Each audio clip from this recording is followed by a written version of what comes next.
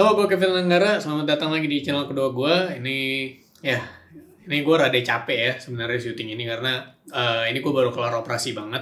Nggak banget sih, baru pulang. Kemarin malam gue baru pulang setelah operasi rekonstruksi ACL. Seperti yang lo bisa lihat di sebelah kiri gue itu udah ada tongkatnya. Jadi selama 2 minggu sampai 1 bulan lah ya, harusnya gue akan jalan pakai tongkat terus. Nah, ini kaki gue di sini ya, karena capek banget. Kaki gue yang satu lagi ini masih pakai knee brace. Ya gue bakal langsung ceritain aja ya pengalaman operasi rekonstruksi ACL. Jadi gue operasi tanggal 13 Desember. Jadi gue datang tanggal 12-nya buat PCR plus langsung masuk buat rawat inap dulu. Nah, pas masuk rawat inap, gue masuk kayak malam. Itu ya dilakukan berbagai pengetesan, kayak misalkan gue ke radiologi, ronsen toraks di dada. Terus habis itu ada cek jantung dan segala macem, ya itu ada prosedur-prosedurnya, gue ikutin aja. Terus gue langsung tidur intinya. Jadi gue mulai puasa di jam 12 malam. Karena tindakan operasinya dilakukan tanggal 13 jam 7 pagi. Nah, singkat cerita setelah puasa, besoknya tanggal 13 Desember jam 7 pagi itu gue operasi. Nah, sebelum operasi, di kamar gue didatengin sama dokter anestesinya yang nanti akan ngebius gue. Bius lokal, gue minta bius setengah badan aja, dan gue minta dibikin tidur. Setelah dokter anestesinya pergi, gue disuruh buat mandi, terus pakai baju operasinya. Ya udah, selesai, gue langsung keranjang lagi, dibawa ke ruangan operasi. Nah, di ruangan operasi, ya namanya operasi, gue pasti dibius, gue disuntik di bagian spinal, tulang belakang, itu buat bikin bagian perut gue ke bawah itu mati rasa dan ya nggak bisa ngerasain apa-apa lah. Nah, setelah kaki gue cukup kesemutan dan udah akhirnya nggak bisa diangkat, proses pertama yang dilakukan sama para dokter adalah memasukkan kateter. Nah, ya silahkan googling aja kateter itu apa ya. Nah, pas operasi itu gue tidur ya. Gue tidur, tapi gue sempet kebangun beberapa kali. Gue kurang lebih kayak bangun 3 kali. Nah, pas gue kebangun pertama, gue ngecek jam nih posisinya kayak gini, gue tiduran, di sebelah kiri gue ada monitor sama ada jam. Pas pertama kali gue kebangun, itu jam menunjukkan pukul 9, berarti udah 2 jam setelah operasi, dan belum selesai. Dan itu gue denger playlist Viera, lagu Seandainya, nggak tahu siapa yang play, dan para dokter tuh lagi sambil ngobrol gitu, sambil ngobrol Piala Dunia. Terus gue kayak mikir, oh ya berarti aman-aman aja nih operasinya nih, karena mereka nyantai gitu kan sambil ngobrol. Ya udahlah, karena gue ketahuan bangun, ditanya mau tidur lagi nggak, gue bilang mau. Ya udah, dipakein obat tidur lagi, dikasih obat tidur lagi, tidur. Kebangun lagi nih gue yang kedua kali. Bangun yang kedua sekitar jam 10-an dan masih belum selesai. Dan mereka dokter-dokternya masih ngomongin soal Piala Dunia dah kalau nggak salah. Terus pas gue udah mau tidur, tiba-tiba ada, kalau nggak salah gue denger conversation ini, harusnya Portugal nih main di final lawan Argentina. Terus gue bilang, wih nggak bisa gitu lah, Messi lah lebih jago daripada Ronaldo. Terus gue tidur. Dah tidur, pas bangun ketiga yang terakhir di sekitar jam 11-an, itu udah terakhir banget.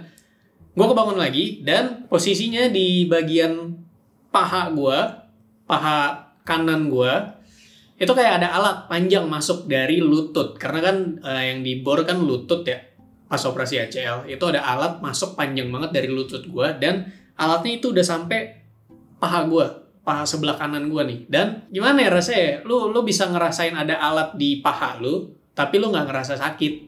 Kemudian alat itu alatnya setahu gue bor, terus dipencet, goyang-goyang. Jadi di bagian paha gue kayak ada bor gitu. Terus gue kayak anjir.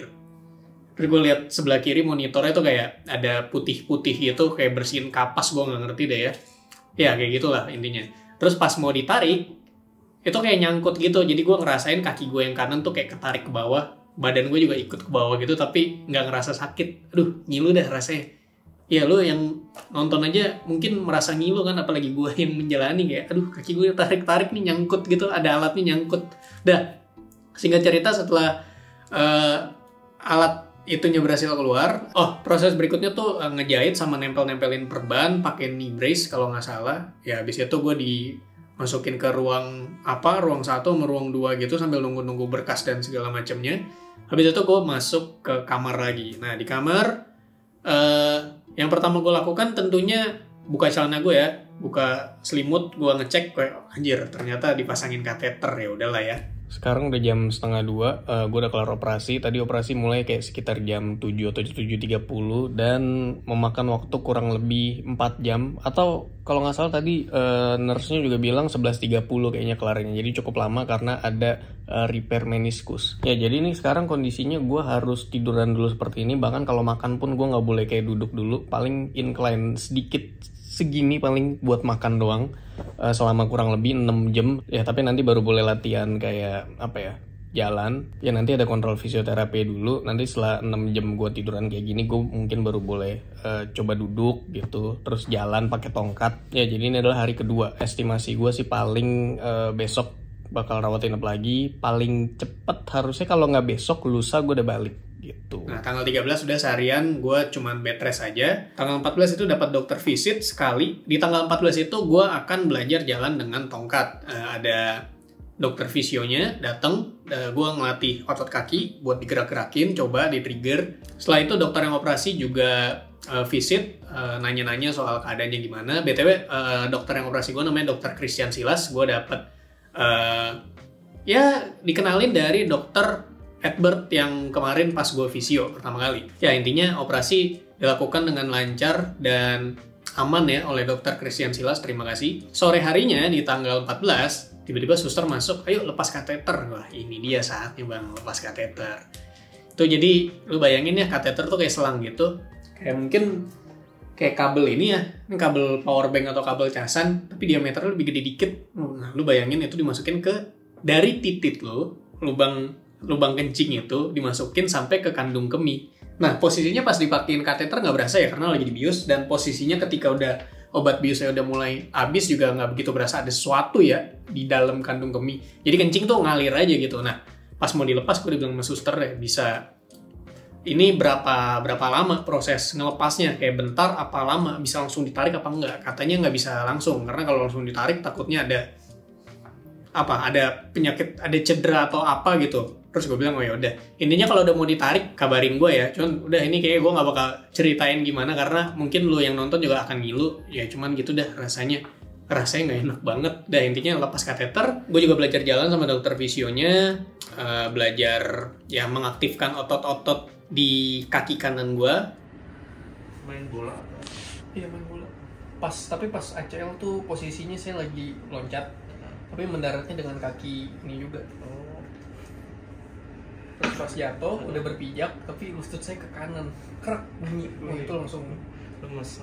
Iya, saya kira wah ini tulang nih. Misalnya sakit, toleransi jangan terlalu kencang. Oke. Ini bagus, bisa mengontrol kontraksi otot.